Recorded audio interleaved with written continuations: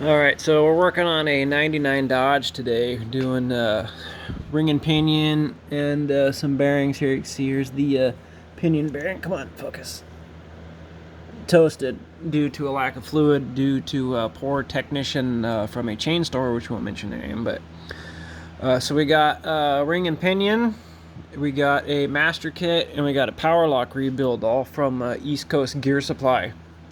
And so trying to put this thing together. Here's the Yukon kit. It just basically comes in pieces, and you get all the stuff. You get the side gear cups, you get the spider gears, you get a cross pen, and you get clutches.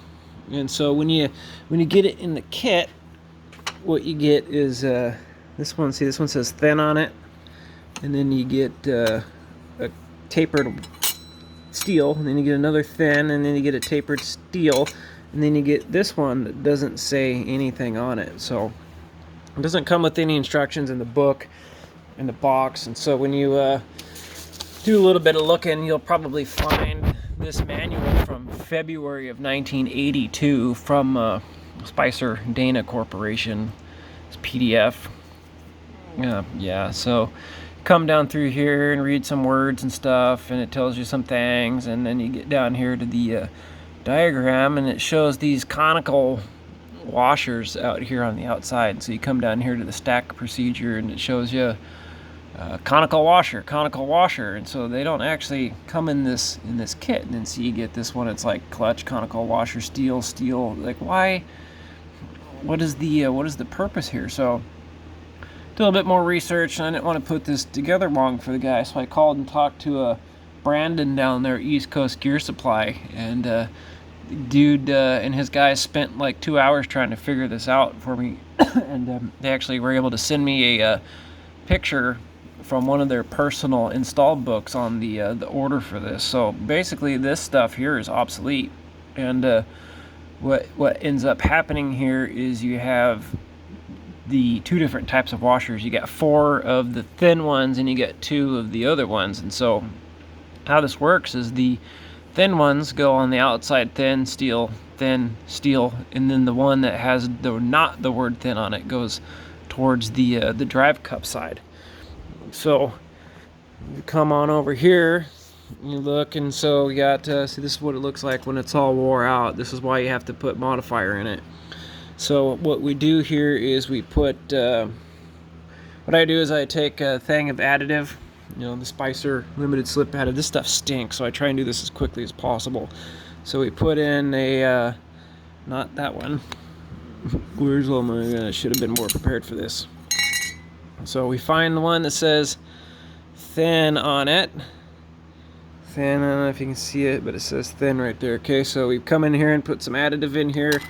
And we put that, and then we have a steel. Now the steels are conical. It's got a little bend to it, and the way this works is the washers stack up inside there to where the bend, imagine like if this was a rocket, right?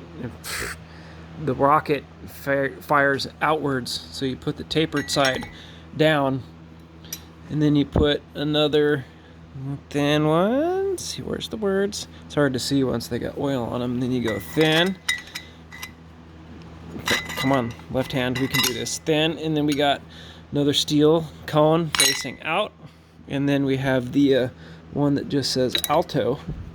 That one goes in like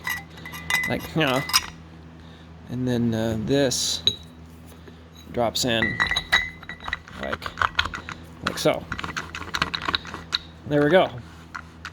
So that's it. So just in case you're, let's see, okay, it should be kind of resistive there because of the friction juice in there. So if you're kind of sitting here, look at this, because when you look at these, they're basically toasted. I mean, that's done. This steel is done. If there was any markings on here from 1999, they're all gone. But no, I mean, this stuff is just, it's thrashed, right? It's all junk.